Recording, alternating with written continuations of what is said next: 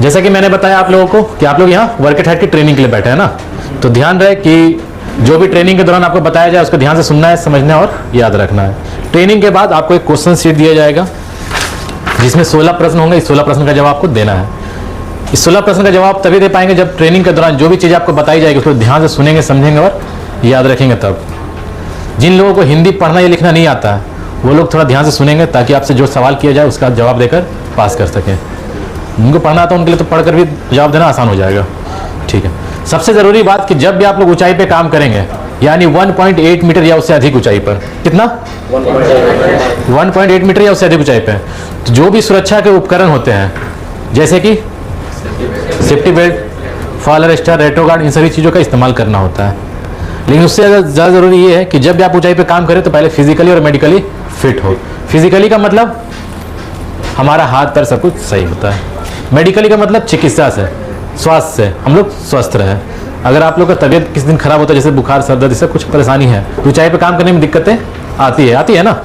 इसलिए ध्यान रखें कि आप लोग को मेडिकली और फिजिकली फिट होना है, तभी आप लोग ऊंचाई पे काम करेंगे। जब भी आप सेफ्टी बेल्ट का इस्तेमाल करेंगे यानी फुल बॉडी हार्नेस, सबसे पहले उसकी जांच करेंगे कि वो सही है या नहीं है। अगर वो सेफ्टी बेल्ट खराब होता है तो आपकी सुरक्षा वो नहीं करेगा, इसलिए ज़रूरी है कि आपका सेफ्टी बेल्ट सही होना चाहिए। कैसे जांच करेंगे? तो सबसे पहले उसका हुक, लैच सब सही हो। जैसे हमने लैच हुक उठाया, लगाया, लैच को छोड़ा, वो लॉक हो जाना चाहिए खुद ब खुद, होता है ना। सबने पहले सेफ्टी बेल्ट पहना है, पहले पहन के काम किया? कोई ऐसा नया व्यक्ति है जिन्होंने कभी काम नहीं किया सेफ्टी बेल्ट पहनकर? कोई ऐसा नहीं है ना, है क्या कोई ऐसा? सभी को पहनना आता है ना, सेफ्टी बेल्ट लगाना आता है, ठीक है। कितने लॉक होते हैं आपके सेफ्टी बेल्ट में? 3 लॉक। कहाँ कहाँ? बिल्कुल सही, ठीक है। यानी पहनने का तरीका सभी को पता है। चलिए तो हम सेफ्टी बेल्ट के बारे में थोड़ा जानेंगे। तो सबसे पहले कि हमारा लैच सही हो, उसके बाद लैनियार्ड जो रस्सी लगा होता है आपके हुक से लेकर सेफ्टी बेल्ट तक, उसको हम लोग क्या कहते हैं? लैनियार्ड, जिसकी लंबाई होती है 1.5 मीटर। कितना? 1.5 मीटर। आपके सेफ्टी बेल्ट की लैनियार्ड की लंबाई कितनी होगी? 1.5 मीटर। उसके बाद उसमें होता है शॉक एब्जॉर्बर लगा हुआ, देखा हुआ आपने, एक पट्टी प्लास्टिक के पैकेट में ऐसे लपेटा हुआ रहता है ना, उसको हम लोग क्या कहते हैं? Shock absorber. व्यक्ति जब ऊंचाई पर काम कर रहा हो, गिर जाए, अचानक से रुकने की वजह से झटका लगेगा हमारे शरीर को, वो झटका हमारे शरीर को कम से कम लगे, उसके लिए उसमें शॉक एब्जॉर्बर डाला जाता है कि गिरने के दौरान वो खुल जाएगा। खुलने के बाद आपका शरीर का झटका कम से कम लगेगा, वो होना चाहिए। उसके बाद आपका सेफ्टी बेल्ट कहीं से वो डैमेज यानी कटा हुआ या सिलाई खुला हुआ, किस तरह कोई डैमेज ना हो, यानी पूरी अच्छी तरह से जांच कर लेना कि आपका सेफ्टी बेल्ट सही कंडीशन में हो, किस तरह से वो खराब ना हो, तभी उसको पहनकर ऊंचाई पर काम करने के लिए जाना है। पहनने का तरीका सभी को पता है, इसलिए मैं ज़्यादा उतना डिटेल में बताऊंगा नहीं अभी। ध्यान रहे कि जब हम लोग सेफ्टी बेल्ट पहनते हैं, आपने देखा होगा कि हमारे चेस्ट बकल के पास एक रिंग लगा होता है, देखा है? वो क्यों होता है?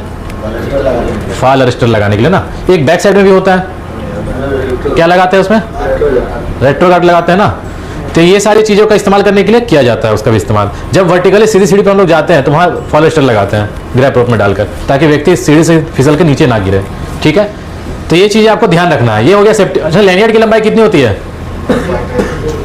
अभी मैंने बताया आप लोगों को 1.5 मीटर ना, 1.5 मीटर यानी 1.5 मीटर। ये हो गया सेफ्टी बेल्ट। अभी हम लोग जानेंगे कि ऊंचाई पर आपको किन किन जगहों पर काम करना होता है और वहाँ क्या सावधानियाँ देखनी चाहिए। सबसे पहला होता है कि हमें अगर कोई छोटा मोटा काम होता है हम लोग लैडर पे चढ़ के काम कर लेते हैं। तो ध्यान दें, कभी भी आप कोई भी लैडर का इस्तेमाल कर रहे हैं तो इलेक्ट्रिक खतरे वाली जगह पे किसी धातु की सीढ़ी का प्रयोग नहीं करेंगे। धातु की सीढ़ी का प्रयोग जैसे कि लोहा, स्टील, एल्युमिनियम, इस तरह की सीढ़ी का प्रयोग आप लोग नहीं करेंगे। जब भी आप सीढ़ी पर चढ़ के काम कर रहे हो तो कभी भी केबल ट्रे या पाइप पर चढ़कर काम नहीं करेंगे। केबल ट्रे या पाइप, जैसे कि कोई स्ट्रक्चर का ये पाइप हो सकता है या फिर इसका फोल्डिंग जैसे पाइप होता है वो भी हो सकता है। इस तरह आप कभी हमेशा जब भी उपयोग करना तो या तो सीढ़ी से आप जाएंगे ऊपर या प्लेटफॉर्म होना चाहिए। तो अच्छा, एक चीज़ और है कि आप लोग जब सीढ़ी पे काम करें ध्यान रहे कि कभी भी हम लोग सेफ्टी बेल्ट का जो हुक होता है सीढ़ी में हमें लॉक नहीं करना है। सीढ़ी में लॉक क्यों? हाँ, अगर सीढ़ी आपका गिरता है या आप सीढ़ी से फिसलते हैं तो दोनों नीचे आ जाएंगे। इसलिए जब भी आप लोग ऊंचाई पर काम करें तो हमारा एक सेफ एंकरिंग पॉइंट होना चाहिए कि अगर हम गिरे तो वो हमारा सहारे से बचे रहे वहाँ। ठीक है, ये सबसे पहले होना चाहिए। आप कहीं भी काम कर रहे हो, चाहे स्काफोल्ड पे काम कर रहे हो, सीढ़ी लैडर पे काम कर रहे हो या किसी भी प्लेटफॉर्म पे काम कर रहे हो, तो हमारा एंकरिंग पॉइंट बहुत ज़रूरी है। क्योंकि आप सेफ्टी बेल्ट पहन के चले जाएंगे और कहीं हुक फंसाने का सुरक्षित जगह नहीं रहेगा तो आप सुरक्षित नहीं है। ठीक है, इसके बाद हम लोग जब लंबे समय का कुछ काम होता है तो स्काफोल्ड यानी भाड़े का भी इस्तेमाल करते हैं काम करने के लिए। तो वैसे जगह पर हमेशा ध्यान रखना है कि जब भी आप भाड़े पर काम कर रहे हो तो प्रॉपर एक एक्सेस होना चाहिए आने जाने के लिए। एक्सेस हमारा क्या होता है वहाँ? वो एक्सेस है, एक्सेस यानी आने जाने का रास्ता। रास्ता क्या होता है, बढ़िया होना चाहिए। क्या होता है, आने जाने के लिए क्या इस्तेमाल करते हैं वहाँ, किसी भी प्लेटफॉर्म पर ऊंचाई पर जाने आने के लिए क्या इस्तेमाल करते हैं? हाँ, हैंडल में लटक के जाते हैं। हाँ, आर्के का आदमी है ना, आर्के का आदमी हैंडल से ही जाता है। कैसे जाते हैं आप लोग प्लेटफॉर्म पर? सीढ़ी से जाते हैं ना, सीढ़ी से जाते हैं, ध्यान रखिएगा। तो यानी एक सीढ़ी होना चाहिए, अगर सीढ़ी नहीं तो उस पर काम करना सुरक्षित नहीं है। जिस जगह सीढ़ी लगा होता है उसके आसपास एक टैग भी लगा होता है, आपने देखा होगा, या तो लाल या फिर ग्रीन। लाल है तो यानी खतरा है, वहाँ काम नहीं करना है। ग्रीन टैग पे हम लोग जा सकते हैं। सीढ़ी आपने देखा होगा जब हम लगाते कुछ इस तरह झुका कर लगाते होंगे। कितने डिग्री में होता है वो? 75 डिग्री। यानी सीढ़ी का इस्तेमाल जब भी करना है तो 75 डिग्री पे। 90 डिग्री वाला जब सीढ़ी इस्तेमाल करते हैं तो उसमें कुछ एक्स्ट्रा प्रिकॉशंस लेते हैं, जैसे कि मैंने बताया फॉलिस्टर लगाना, रोप लगाना, ये सारी चीजें होती है। लेकिन 75 डिग्री एंगल वाला जब सीढ़ी इस्तेमाल करते हैं तो लॉक करके सीधा हम उस पर जाकर काम कर सकते हैं। क्लियर? आपने देखा होगा कि जब हम सीढ़ी से चढ़ते हैं तो हमारा जैसे ये प्लेटफॉर्म है, तो प्लेटफॉर्म से हमारा सीढ़ी कुछ इस ऐसे ऊपर बाहर निकला होता है। देखा है कभी? क्यों होता है? पकड़कर ऊपर तक चढ़ने के लिए। यानी वो 1 मीटर ऊपर होना चाहिए। सीढ़ी हमारे प्लेटफॉर्म के स्तर से कितना ऊपर होना चाहिए? 1 मीटर ऊपर होना चाहिए। ये देखकर ही हम लोग सीढ़ी पर ऊपर जाएंगे प्लेटफॉर्म पर। प्लेटफॉर्म पर जाने से पहले ध्यान दें कि हमारा पूरा जो प्लैंक होता है, जाली, वो बिछी हो, हर जगह से वो लॉक हो, कहीं से वो खाली या गैप ना हो। इसके अलावा चारों तरफ से रेलिंग्स होना चाहिए। रेलिंग जो व्यक्ति को गिरने से बचाता है और टूल्स मटेरियल को भी गिरने से बचाता है। इसके अलावा सेफ्टी बेल्ट का हुक फंसाने के लिए भी रेलिंग का इस्तेमाल किया जाता है। 3 प्रकार का आपको रेलिंग्स देखने को वहां मिलेगा। कितना? पहला टो गार्ड, जिसकी ऊंचाई होती है 150 मिलीमीटर, जस्ट प्लेटफॉर्म के ऊपर ऐसे लगा होता है, जो टूल्स मटेरियल को गिरने से बचाता है।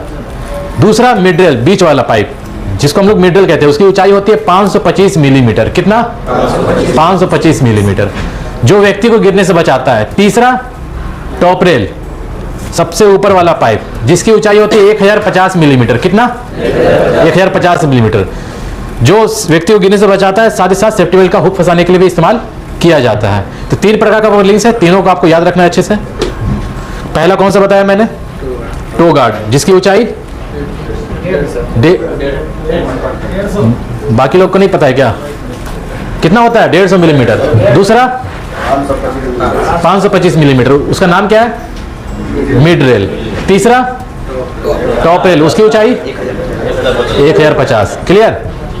टॉप रेल को ही हम लोग हैंडल भी कहते हैं, क्योंकि जब प्लेटफॉर्म पे चल रहे होते हैं तो उसे पकड़ने के लिए भी इस्तेमाल किया जाता है, इसलिए हम लोग उसे हैंडल भी कहते हैं। क्लियर?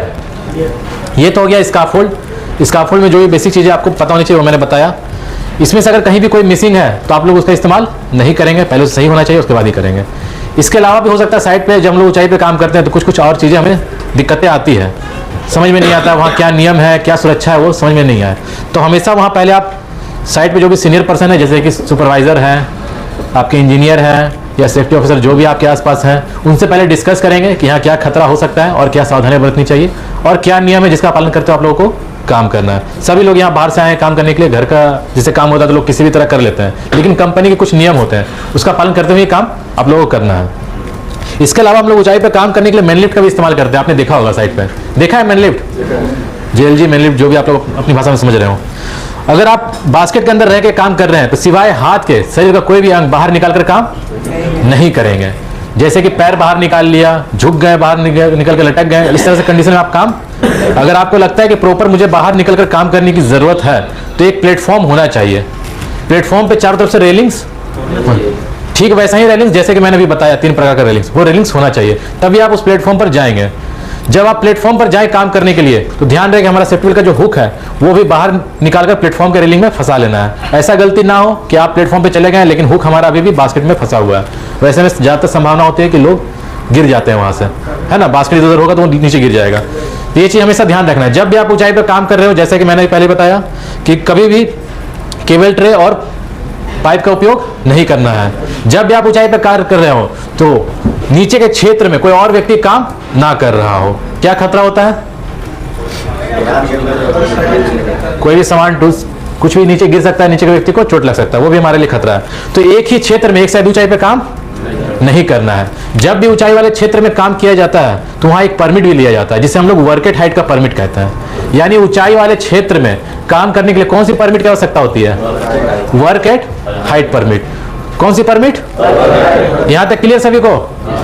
किसी को कुछ जानने की जरूरत है जो भी मैंने बताया, अगर उसमें किसी को कंफ्यूजन हो, कुछ समझ नहीं पा रहे हो तो मुझसे पूछ सकते हैं, या भूल रहे हो तो। सभी को याद रहेगा? ठीक है। एक चीज यार आप लोग ध्यान दीजिएगा कि जब भी आप लोग कहीं काम करते हैं, चाहे आप ऊंचाई पे काम करें या ग्राउंड लेवल पे अपना कोई काम कर रहे हो, हर जगह काम करने के लिए आपको एक रिक्वायर्ड पीपी दिया जाता है ना, हर काम के लिए भी। जैसे आप वेल्डिंग का काम कर रहे हो तो हॉट वर्क के लिए कुछ अलग पीपी होता है, ऊंचाई पे काम करते हो तो उसके लिए अलग पीपी होता है, जैसे हमारा सेफ्टी बेल्ट। तो जो भी सुरक्षा के उपकरण आपको दिए जाते हैं उसका इस्तेमाल करना है और सही रूप से करना है। सही रूप का मतलब जैसे हम सेफ्टी बेल्ट पहनकर ऊंचाई पे काम करने गए हैं और दोनों हुक एक साथ निकाले एक साथ लगा रहे हैं, क्या वो सही तरीका है? तो क्या करना है? दोनों हुक हाथ में लेके घूम रहे हैं, क्या वो सही तरीका है? नहीं है। तो क्या करना है? हमेशा हुक एंकर होना चाहिए। ठीक है, ये सही तरीका हुआ। चश्मा है हमारे पास, हेलमेट के ऊपर लगा दिए, सही तरीका है? लेकिन आप लोग तो लगाते हैं। हाँ क्या? क्यों लगाता है? क्यों लगाता है? हेलमेट बचाना है क्या? तो क्या बचाना है? तो फिर चश्मा कहाँ होना चाहिए? तो फिर हेलमेट के ऊपर क्यों चला जाता है? क्यों लगाता है? तो अच्छा देखा लगाता है इसलिए हम भी लगाता है ना, मतलब देखा है कि सब लोग लगाता है तो हम भी लगाएगा हेलमेट के ऊपर, अच्छा लगता है देखने में। क्या सही बात है? ध्यान रहे जो भी आपकी सुरक्षा का उपकरण दिया तो आपकी सुरक्षा के लिए होता है ना। तो काम के दौरान उसका इस्तेमाल करना और सही तरीके से करना है। सभी लोग काफी दूर से आए यहाँ काम करने के लिए और पैसे कमाने के लिए और सुरक्षित घर वापस लौटने के लिए। अगर किन्हीं के साथ कोई दुर्घटना हो जाती है तो दिक्कतें आएगी ना, इसलिए आप लोग ध्यान रहे कि सुरक्षित काम करें और सुरक्षित घर वापस जाना है। क्लियर? और किन्हीं को कुछ जानने की जरूरत है? तो इस ट्रेनिंग को यहीं समाप्त करते हैं। आप लोगों को इतना समय देने के लिए बहुत बहुत धन्यवाद।